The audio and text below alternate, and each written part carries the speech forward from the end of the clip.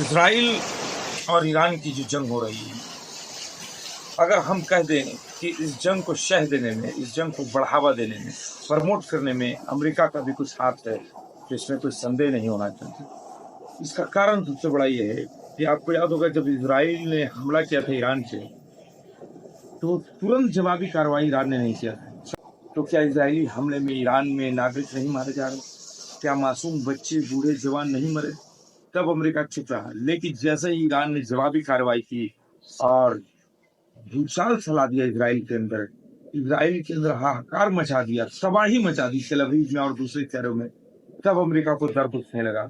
امریکہ کو اسرائیل کے اندر رہنے والے سب انسان نظر آتے ہیں، اور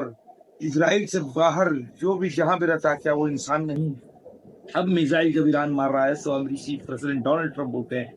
کہ ہمیں پسند نہیں کہ امریکی سولجرز کو میزائل گرائی جائے یا سویلینس کو میزائل سے مارا جائے، اور جب اسرائیل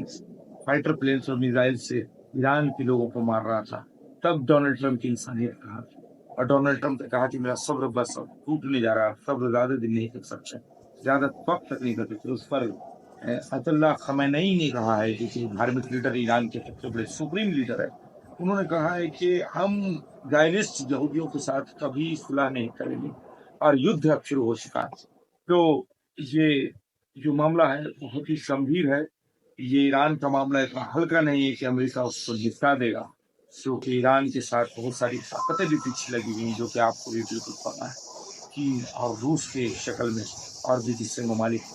تو یہ اتنا آسان نہیں ہوگا، نہ ہی اسرائیل کے لیے نہ ہی امریکہ کے لیے۔ تو یہ بدھی جو امریکہ کو اب آئی ہے کہ صلح کرنے نہ چاہیے اور سیز فائر کے لیے تیار ہے امریکہ بنا کسی کنڈیشن کے،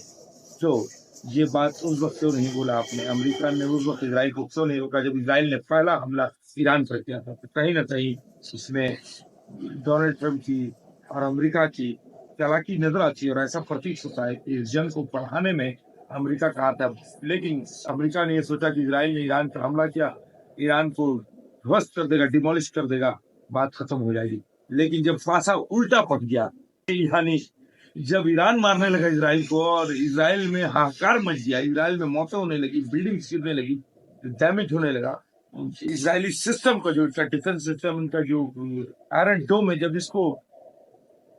اس پر اٹیک کر دیا اور اس کو بھی فیل کر دیا ایران نے، تب امریکہ کے افسروں نے سارے اسرائیل سے خطرہ منڈرانے لگا۔ تو چلو اب بیچ رک سکتے ہیں۔ تو کہیں نہ کہیں یہ ڈبل پالیسی، ڈبل فیس امریکہ کا